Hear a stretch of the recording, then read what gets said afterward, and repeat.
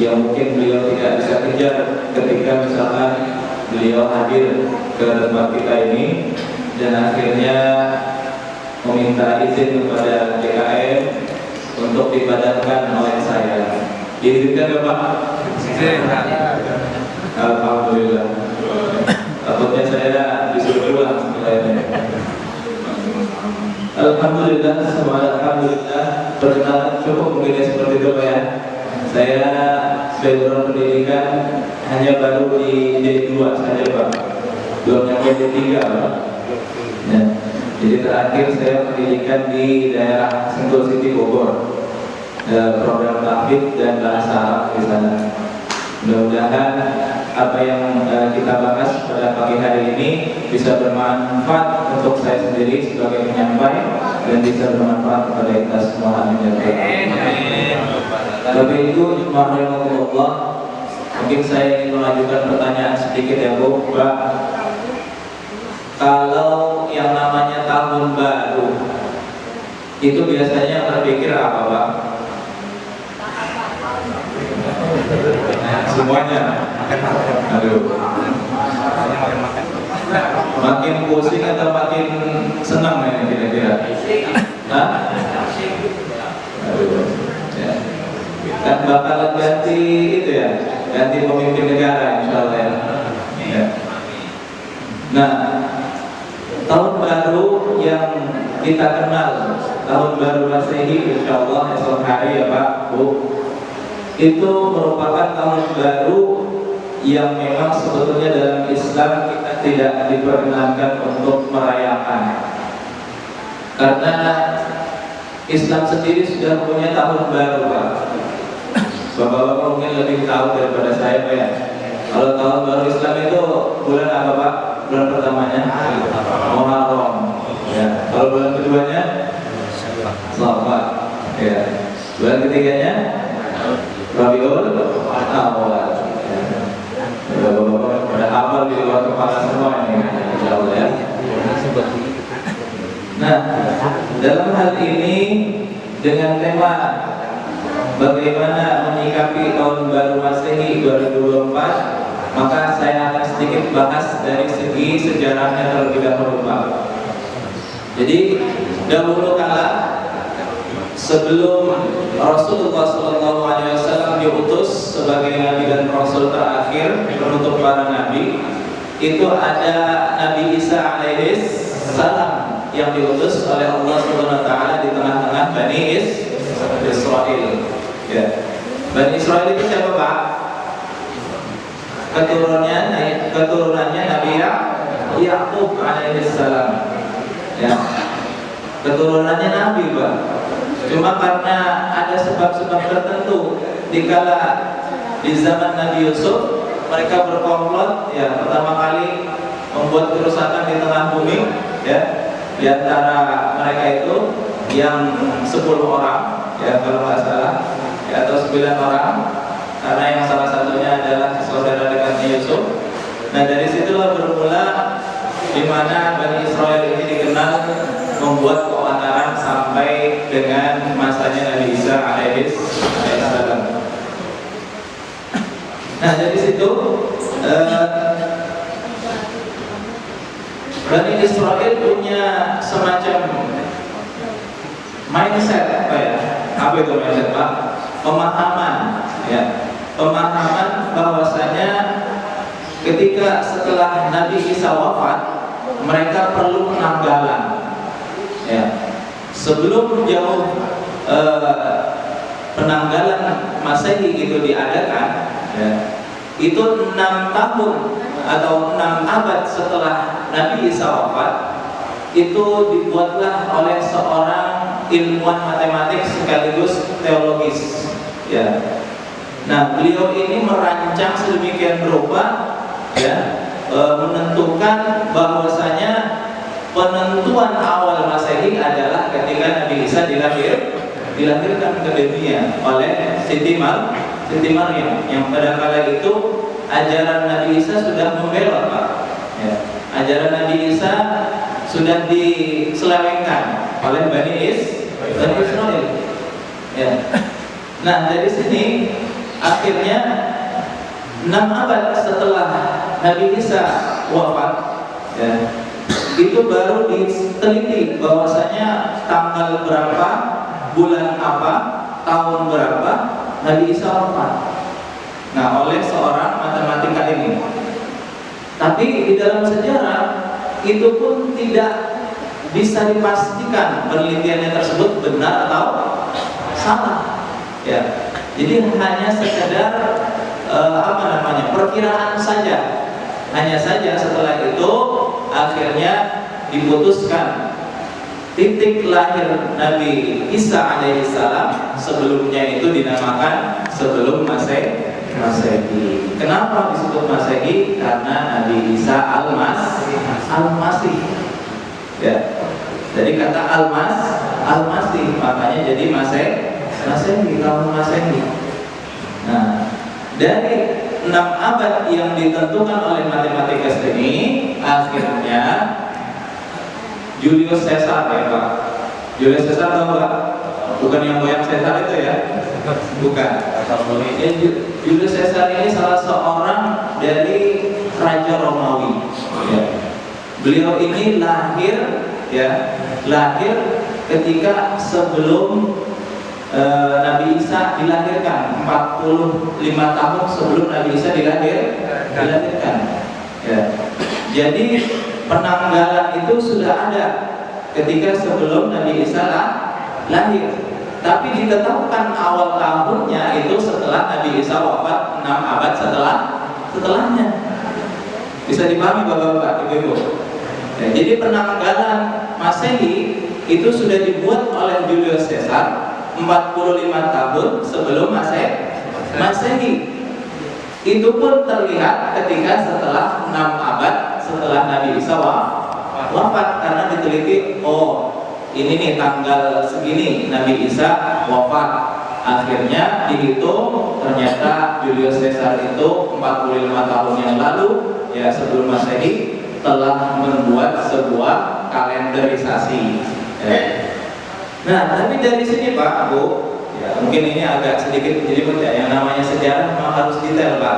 Kita tahu dulu belajar tentang sejarah kemerdekaan aja itu harus ngapalin tanggal-tanggal ya Pak ya. Maka memang harus sedikit fokus ya Pak ya. Ngantuk nggak Pak kira-kira? Lanjut nggak? Baik. Ternyata kalenderisasi yang dibuat oleh Julius Caesar ini kurang akurat Pak, yang akhirnya membuat masyarakat itu ragu dengan penanggalan ini. Karena setiap tahunnya ya acara Paskah Pak, tahu Paskah Pak? Salah satu hari di mana umat Nasrani itu merayakannya. Ya, biasanya identiknya dengan telur-telur itu Pak. Ya, hari Paskah. Nah, dengan berubahnya setiap tahun itu kok aneh ini pembuatan kalender ini, kok setiap hari, setiap bulannya, setiap tahunnya itu berubah-ubah. Akhirnya Paus Gregorius 13 waktu itu ya, merubah kalenderisasi ini lebih tepat ya, dan akhirnya masyarakat Nasrani Romawi terutama pada kala itu merubah kalenderisasi dari karya Julius Caesar menjadi Paus Gregorius. Ya, nah kurang lebih seperti itu. Jadi dari sini bisa disimpulkan bahwasanya hasil kalenderisasi ya tahun Masehi adalah buatan Eropa yang dulu dikenal dengan nama Romawi. Bapak Ibu jamaah rahmatullah yang dimuliakan oleh Allah, dari sini akhirnya kita bisa simpulkan bahwasanya yang namanya tahun baru memang kita perlu sesuatu yang baru, resolusi yang baru. Tapi ternyata di dalam Islam tidak hanya menggunakan momen tahun baru, tapi setiap harinya kita mesti mengevaluasi diri, apakah setiap harinya kita telah bertambah ketakwaan kita kepada Allah Subhanahu wa taala, apakah keimanan kita terus bertambah kepada Allah Subhanahu wa taala, apakah amal soleh kita bertambah banyak dan bertambah ikhlas atas dasar perintah Allah Subhanahu wa taala. Silakan mungkin bisa diminum dulu ya.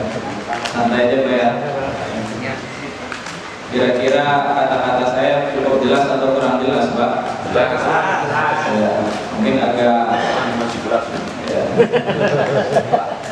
Sampai seminggu depan kita masih jelas. Amin. Ambil yang lain ya. Baik, dilanjut. Dari sini saya ulangi ayat yang saya sebutkan di awal tadi. A'udzu billahi minasyaitonir rajim. Ya ayyuhalladzina amanu taqullaha wal tanzur nafsum ma qaddamat lighad wattaqullaha innallaha khabirum bima ta'malun. Yang artinya, ya ayyuhalladzina amanu taqullaha, wahai orang-orang yang beriman, bertakwalah kepada Allah Subhanahu wa taala. Apa arti takwa, Pak? Melaksanakan perintah Allah dan menjauhi larangan Allah Subhanahu wa taala. Jadi luar biasanya Allah menyebutkan di awal ya ayyuhalladzina amanu. Sudah tahu Allah itu orang-orang yang beriman itu pasti beriman kepada Allah, tapi Allah mewanti-wanti lagi ya agar bertakwa kepada Allah Subhanahu wa taala. Karena orang yang beriman pun ada kemungkinan berbuat salah dan dosa. Ada kemungkinan berbuat khilaf, ada kemungkinan berbuat maksiat kepada Allah. Maka Allah mengingatkan kita kembali sebagai orang-orang yang beriman bahwasanya kita harus bertakwa sepenuhnya kepada Allah Subhanahu wa taala. Lalu Allah melanjutkan wal tandur nafsum ma qaddamat lighad. Ya. Dan perhatikanlah ya sesuatu yang ada setelah kehidupan dunia ya. Menurut riwayat Ibnu Abbas ya, yang dimaksud al-ghad di sini bukan besok itu besok hari, bukan, tapi kehidupan setelah meninggal dunia. Ini yang paling masyhur. Tapi kita kalau kontekskan dengan tahun baru yang akan kita sebentar lagi akan berlalu ya, tahun 2023 ini, wal tanzur nafsum ma qaddamat lighad, ini bisa kita aplikasikan bahwasanya besok ini kita harusnya seperti apa, saat ini kita kondisinya seperti apa, apakah keimanan kita setiap hari bertambah, apakah keimanan kita setiap hari justru biasa-biasa saja atau malah menurun. Ketika menurun berarti kita harus naikkan kondisi keimanan kita ini dengan jalan yang Allah sebutkan di dalam surah Al-Asr. Wal 'asr innal insana lafi khusr. Ya, demi waktu sesungguhnya manusia itu dalam kerugian. Kalau boleh saya tanya, Pak, kalau Bapak Ibu jualan itu kira-kira pengennya untung atau rugi, Pak? Benar. Ya. Kalau rugi gimana? Jualan. Kalau jualan ternyata rugi gimana, Pak? Berhenti atau lanjut? Terus. Hah? Berhenti atau lanjut? Lanjut. Oke, lanjut. Tapi kira-kira pada saat rugi Bapak senang atau enggak? Ya. Serius? Pada saat rugi, misalkan jualan nggak dapat untung, itu senang atau enggak? Oke. Senang aja ya, dibawa happy aja Pak ya. Alhamdulillah. Nah, di sini Allah menggambarkan bahwasanya waktu kita di dunia itu akan selalu rugi, Pak. Kenapa rugi, Pak? Kira-kira? Karena waktu itu nggak bisa diputar lagi, Pak. Kalau jam mungkin bisa diputar, betul Pak. Tapi kalau waktu bisa diputar nggak? Bisa. Maka waktu kita di dunia itu memang akan selalu rugi. Alhamdulillahnya Allah memberi pengecualian. Ya. Apa pengecualiannya? Illal ladzina amanu. Coba bayangkan, Masya Allah. Kecuali orang-orang yang beriman kepada Allah. Berarti kita ini orang-orang yang beriman itu luar biasa, Pak. Menjadikan waktu yang awalnya itu merugi kita, kalau seandainya tidak ada iman, kita akan rugi terus hidup di dunia, Pak. Allahu Akbar, Pak. Maka kita harus berbangga menjadi seorang muslim yang meyakini agama Islam sebagai agama terbaik kita, Pak. Allah sebagai Tuhannya, Rasulullah sebagai teladan kita semua, dan Al-Quran sebagai petunjuk kita semua, Pak. Karena kalau tidak ada Islam, Pak, kalau Allah tidak menurunkan Al-Quran, kalau Allah tidak menurunkan Rasulullah SAW sebagai teladan terbaik kita, maka kita akan menjadi orang-orang yang merugi, Pak. Luar biasa nggak, Pak? Luar biasa nggak, Pak? Mungkin kita selama ini biasa-biasa aja jadi orang Islam, begini amat susahnya. Kok kayaknya enak orang-orang kafir gitu ya, orang-orang Muslim yang lebih enak hidupnya. Kita malah yang setiap hari ibadah kayak gini-gini aja. Nah, jangan nilai kehidupan kita dengan kondisi keduniaan, Pak. Karena tanpa keimanan orang-orang yang lebih kaya daripada kita, tapi mereka tidak beriman kepada Allah, sungguh mereka dalam kerugian. Walaupun seandainya perniagaannya untung terus setiap tahun, ya, setiap hari ganti mobil, ganti HP, ya, bahkan rumah di mana-mana. Tapi kalau tidak beriman kepada Allah, sejatinya dia dalam kerugian. Alhamdulillah kita dilahirkan sebagai Muslim dan saat ini masih sebagai Muslim. Alhamdulillah. Tapi Pak, ada tapinya, Pak.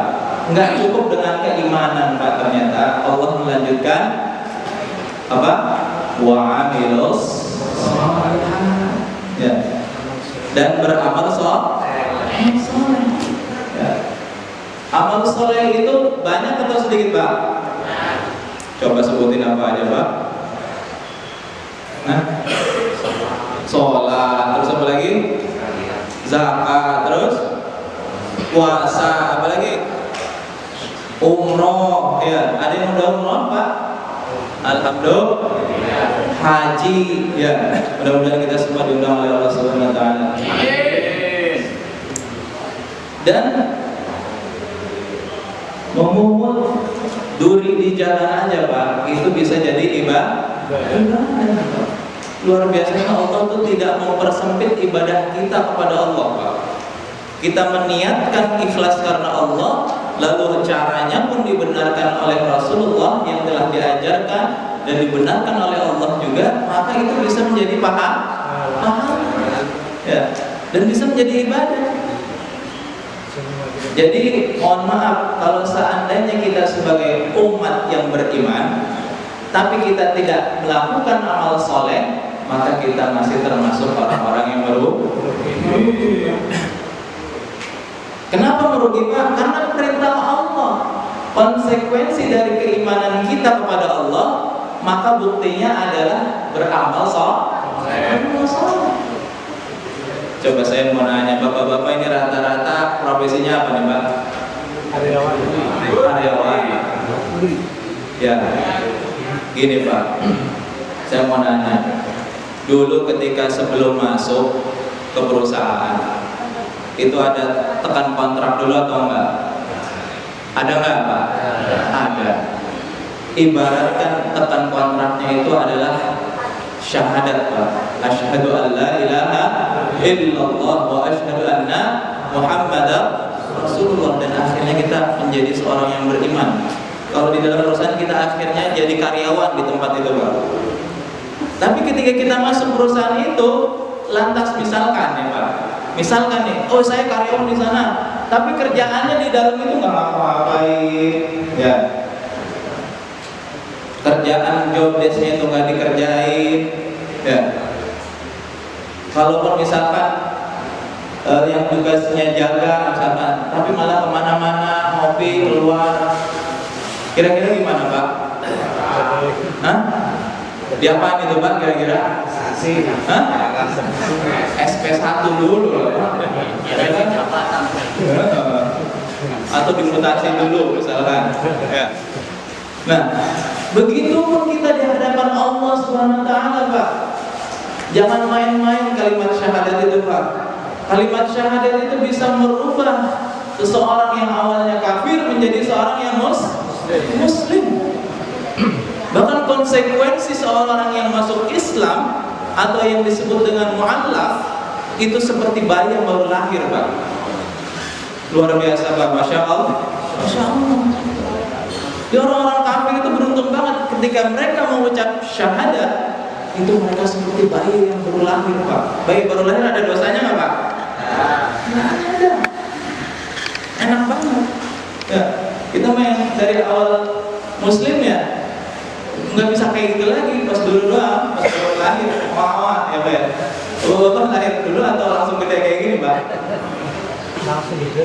Hah? Langsung gede, Pak. Gak mungkin semuanya pasti kecil dulu. Alhamdulillah.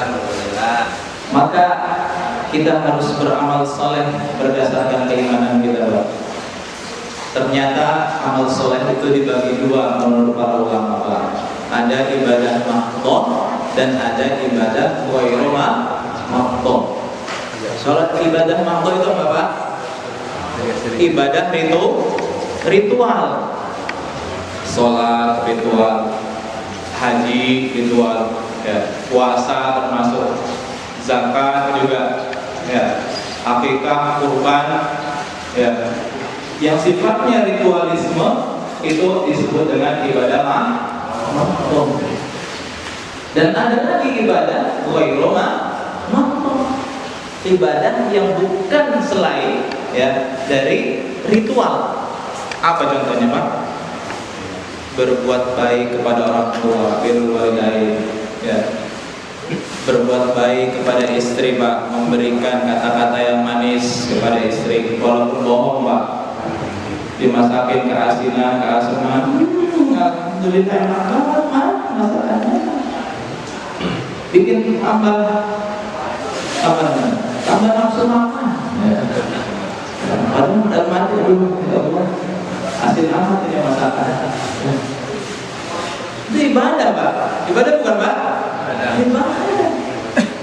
Karena itu merupakan ibadah ghairu mahdhah.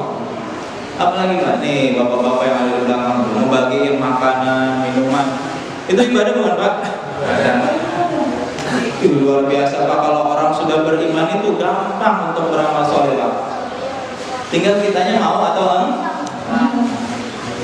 Bahkan derajatnya orang yang puasa walaupun tidur itu kondisinya ibadah. Enak nggak, Pak? Enak di dalam Islam itu. Cuma kadang kitanya merasa sulit mengendalikan diri. Ya. Alhamdulillah. Sampai sini bisa dipahami, Bapak?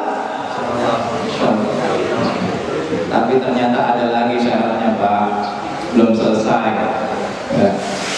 Wa tawassaw bil haqq wa tawassaw bis sabr. Apa itu, Pak? Saling menasehati dalam kebenaran dan saling menasehati dalam kesabaran. Jadi ada dua jenis. Menasehati kebenaran itu penting, Pak. Bahkan ketika kita punya kekuatan, maka kita harus mengubahnya dengan tangan kita. Contoh, Bapak Ibu punya anak di rumah, nggak mau sholat 5 waktu. Kalau punya kekuatan, ya dengan kekuatan, dengan pukulan. Tapi pukulannya jangan di wajah. Kalau nggak ngaruh juga, malah tambah melawan misalkan, bisa diambil uang jajannya. Betul nggak? Kasihan. Masa nggak dikasih dia aja? Nah, kalau anak sudah melihat kondisi kedua orang tuanya kompromi di depan dia, nah itu dia banyak cari-cari cara itu, Pak. Bahaya. Jadi kompromi sama istri itu nggak boleh kelihatan anak kalau bisa. Di kamar ya, ngomongin gimana kondisi anak kita saat ini, pembelajarannya gimana, tentang Al-Qur'annya bagaimana, kehidupannya sehari-hari di sekolah gimana. Kita harus pikirin itu, Pak. Karena kalau tidak kita laksanakan, maka kita meninggalkan sebagian. Ada peringatan dari Allah Subhanahu wa taala di dalam surah Al-Baqarah, "Afatu'minuna bi ba'dil kitab wa takfuruna bi ba'dil kitab, fama jazaa'u man yaf'alu dzalika minkum illa khizyun fil hayatid dunya wa yaumal qiyamati yuradduna ila syaddil adab. Ya. Kalau seandainya kita nih memilih-milih sebagian yang kita enak-enak aja, tapi nggak mau pusing dengan sebagian-sebagian yang lainnya, yang kita tetap diperintahkan untuk melaksanakannya, maka ancaman Allah ada dua, Pak. Kesengsaraan hidup di dunia dan kesengsaraan di akhir. Ngeri gak, Pak? Bayangin, Pak, lebih enak susah di awal untuk mendidik anak apa ketika sudah dewasa dia baru kita perbaiki? Pilih yang pertama, kedua? Pertama, kedua? Pertama. Jadi nggak apa-apa susah-susah di awal, tapi enaknya di akhir. Daripada enak-enakan di awal tapi akhirnya kita jadi susah. Inilah, Pak, peran ayah di dalam keluarga itu luar biasa, Pak. Jangan sampai kita biarkan keluarga kita terutama ya tidak mengenal Allah, bahkan naudzubillah menjadi salah seorang yang merugi yang dikatakan oleh Allah di dalam surat Al-Asr. Ya. Maka ini menjadi salah satu koreksi kita bersama untuk menggapai tahun 2024. Insya Allah kalau misalkan memang ada permasalahan yang bisa dikonfirmasi ke saya ya, atau ke Ustaz Mustaqim, insya Allah kita mudah-mudahan bisa bantu dari segi solusi ya, dari segi perkara misalkan, insya Allah kita bantu sebisanya kalau memang kita bisa bantu. Amin ya rabbal. Ternyata ada tambahannya lagi, Pak. Wa tawassaw bil haqq itu nggak cukup, Pak. Kadang kita sebagai lelaki jujur nih, Pak ya, pengennya marah atau enggak, Pak, kalau menegakkan keadilan itu, Pak? Pengennya marah, ya kan? Tegas. Boleh bagi kantor misalkan kita membuat kita pusing setiap harinya. Boleh kegiatan-kegiatan yang lain membuat pusing, beban-beban keluarga boleh, Pak. Tapi jangan disalurkan kepada keluarga kita. Karena keluarga kita itu merupakan aset terbesar pada hidup kita, Pak. Kalau bukan mereka, siapa lagi nanti yang menggerakkan kita, Pak?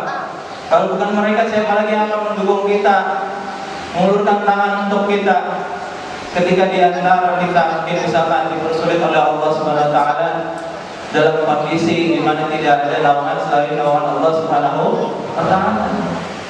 Mungkin dengan jalan kita berusaha selama di dunia mendidik keluarga kita dengan baik, menjadikan amal saleh, memberikan kebaikan-kebaikan, mudah-mudahan Allah Subhanahu wa taala menolong kita dengan itu. Amin ya rabbal alamin.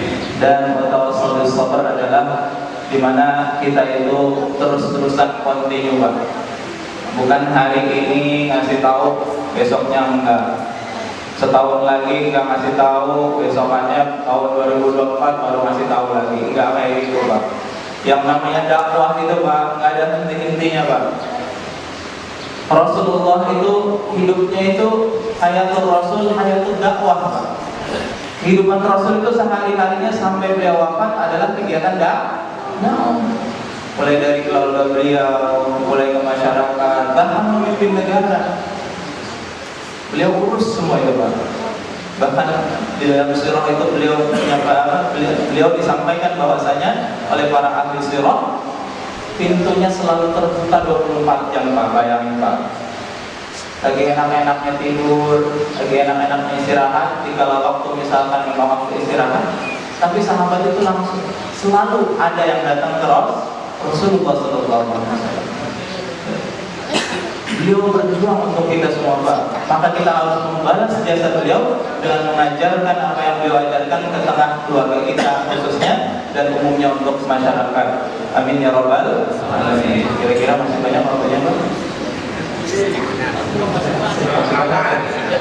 Ya, maksudnya saya berapa ini? Dan baru diperbanyak. Setengah juta gitu ya. Jadi ada berapa, Pak, yang menjadi syarat supaya hidup di dunia ini menjadi tidak merugi, apa, Pak? Beriman kepada Allah Subhanahu wa taala. Yang kedua, beramal saleh. Yang ketiga, wa tawassaw bil haqq wa tawassaw bis sabr. Makanya surat Al-Asr ini seandainya Al-Quran itu nggak diturunkan 30 juz, maka surat Al-Asr ini sudah cukup melingkupi semua 30 juz itu, Pak. Luar biasa. Alhamdulillah. Ini bapak-bapak pada diem aja, ngantuk apa bagaimana, Pak ya?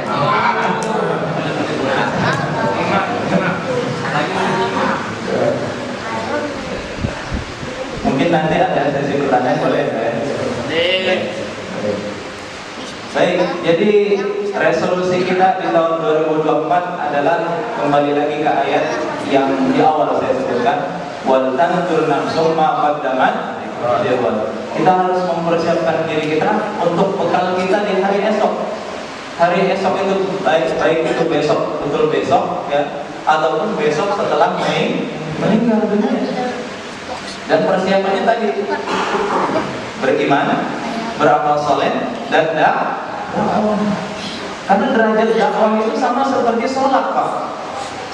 Kalau seorang muslim yang dia telah baligh, dia sudah mukallaf, ya, mampu membedakan mana yang baik dan mana yang buruk, itu kalau meninggalkan dakwah berarti dia sama saja meninggalkan sholat.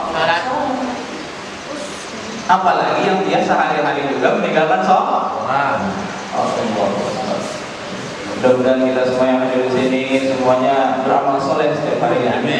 Tanpa meninggalkan sedikit pun perintah Allah Subhanahu wa taala. Hayatul dakwah. Jadi seorang muslim itu hayatul dakwah sehari-harinya. Pekerjaannya apapun, profesinya apapun, tingkat strata sosialnya, mau miskin, mau kaya, mau guru, mau murid, ya, mau tentara, mau karyawan, ya, mau lelaki, mau perempuan, maka sehari-harinya harus hidup dengan dakwah. Maka dakwah ini tidak hanya sekedar kita menyampaikan apa yang kita sampaikan sesuai hawa nafsu kita, Pak. Kita perlu ilmu, Pak. Dan sumber dari ilmu itu ada dua apa saja, Pak? Al-Quran dan As-Sunnah. Nah, maka kita harus perhatikan Al-Quran kita bagaimana. Ya mungkin dengan pengajian-pengajian seperti ini, ya, dengan orang-orang yang lebih bermutu mungkin daripada saya, Pak, ya, itu bisa diadakan kegiatan kajian Quran, ya, membahas mulai dari tajwidnya mungkin, lalu berkembang dengan tafsirnya juga, pemahamannya juga, serta aplikasinya. Karena Al-Quran ketika tanpa aplikasi seperti pohon tanpa buah. Ya. Bayangkan, Pak, hari ini ya, kondisi umat muslim itu kondisinya lemah, Pak. Kenapa saya bilang lemah, Pak? Karena kondisi saudara-saudari kita yang sedang ditindas, kita nggak bisa ngapa-ngapain, Pak. Kita nggak bisa berbuat apa-apa, betul atau betul, Pak? Kita cuma bisa nonton doang, Pak, sehari-hari. Yang ada cuma mungkin bagi sebagian orang yang ketika melihat tayangan-tayangan yang terjadi di Gaza, di Palestina, atau di Rohingya, kita cuma bisa nangis, Pak. Paling ini mungkin kita bisa berdoa. Itulah indikator bahwasanya saat ini kita sedang tidak baik-baik saja. Kita saat ini sedang dijajah secara pemikiran, Pak. Kita saat ini sedang dijajah secara politik, sedang dijajah juga secara militer. Ya, walaupun militer kita mungkin berpihak sama kita sekarang, ya wallahu a'lam ke depannya bagaimana. Maka kita harus awali pergerakan kita itu dari diri kita sendiri dulu, Pak. Jangan sampai mindset kita ini justru terkungkung untuk memenuhi kebutuhan pribadi dan keluarga kita saja, Pak.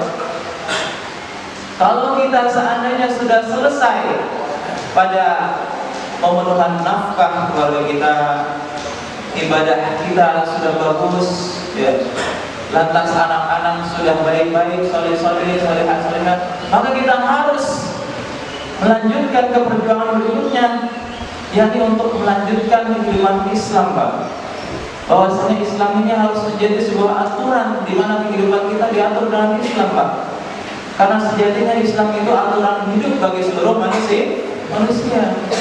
Seperti apa yang Allah sampaikan dalam firman-Nya, A'udzubillahi minasyaitonir rajim, Syahrul Ramadan alladzi unzila fihi al-Qur'an hudan lin-nasi wa bayyinatin minal huda wal furqan. Syahrul Ramadan, bulan Ramadan, alladzi unzila fihi al-Qur'an, yaitu diturunkannya di dalamnya Al-Qur'an, hudan linnas, Pak. Apa hudan linnas artinya, Pak? Petunjuk bagi seluruh manusia, bukan cuma muslim. Jadi kalau kita sendiri orang muslim menganggap bahwa Islam ini cuma bisa ngatur kehidupan muslim, itu salah, Pak. Allah sendiri yang bilang aturan Islam itu bisa memanusiakan seluruh manusia, sekalipun yang nggak beriman. Jadi sebetulnya ketakutan yang ada di sekitar kita, oh nanti ketika Islam diterapkan, oh ketika nanti Islam sempurna diajarkan, diamalkan, nanti gimana orang-orang kafir, nanti gimana orang-orang non-muslim. Tenang aja, mereka nggak diapa-apain selama mereka tunduk kepada aturan Islam. Mereka bukannya dipaksa untuk sholat, ayo masuk sholat, masuk kajian, enggak gitu, Pak. Mereka dibebaskan untuk melaksanakan ibadah-ibadah mereka. Mereka dibebaskan untuk menikah dengan cara mereka juga. Mereka juga bebas untuk mengatur kehidupan sehari-hari dalam berkeluarga. Hanya saja dalam aturan publik mereka harus mengikuti aturan Islam. Contohnya apa, Pak? Kalau mereka misalkan biasanya pakai celana segini yang perempuan, ya, atau you can see segini, ya, itu nanti diatur bahwasanya tidak boleh menampakkan aurat di muka publik. Siapapun dia, mau itu Nasrani, Yahudi, Konghucu, siapapun, dan itu harus terima. Loh, nanti itu nggak berperi kemanusiaan, nah, tidak membebaskan hak asasi. Kita membebaskan hak asasi yang dibolehkan Islam. Islam membolehkan dibukanya aurat di mana, Pak? Di dalam rumah. Kalau sama suaminya ya silakan, sama mahram-mahramnya silakan di dalam rumah. Tapi ketika keluar, maka di situ sudah ranahnya beda lagi. Kita harus memikirkan kondisi umat sekitar kita. Contoh misalkan, ya, ada sebagian mungkin kaum muslimin juga yang ikut-ikutan tidak menggunakan hijab ketika keluar rumah, ya. Sedangkan mungkin bapak-bapak keluar rumah setiap hari kerja, ya. Benar nggak, Pak? Nggak mungkin kan bapak-bapak di rumah terus, Pak? Mungkin nggak, Pak? Nggak mungkin. Maka hak bapak itu, ya, haknya bapak nih, itu pandangan bapak harus terjaga dari aurat-aurat mereka. Nah, faktanya sekarang mereka dibiarkan bebas begitu saja, ya. Bahkan yang mengakunya muslim justru mereka juga ingin bebas, sedangkan orang-orang laki-laki itu harus menjaga pandangannya. Ya, sedangkan ya, pribadi saya dulu, ya, ketika masih ulang-alik tangkas itu, waktu dikala berangkat kerja atau pulang kerja, ya Allah, ke depan salah, ke bawah salah, ke atas juga salah, ke kiri salah, ke kanan salah, ke belakang juga apalagi, ya. Gimana caranya? Merem kan, ya? Aduh, ini udah gimana? Ya. Nah, itulah begitu indahnya Islam, Pak, ketika diatur sedemikian berupa dengan sempurna, Pak. Kita mungkin selama ini hanya dihasut dengan hal-hal yang sifatnya, oh nanti ketika Islam diterapkan akan dipotong tangan yang bagi yang mencuri, mungkin akan dirajam bagi yang zina. Kita hanya dilontarkan kalimat-kalimat atau bayangan-bayangan yang menakutkan saja. Tapi bagaimana ketika Islam mengatur tentang ekonomi? Bagaimana Islam ketika mengatur keluarga? Bagaimana Islam ketika mengatur pendidikan? Yang saat ini kondisi pendidikan kita sedang carut marut, Pak. Sedikit cerita tadi pagi sebelum berangkat sampai sini, Pak. Itu daerah Bosong, tau, Pak? Ya.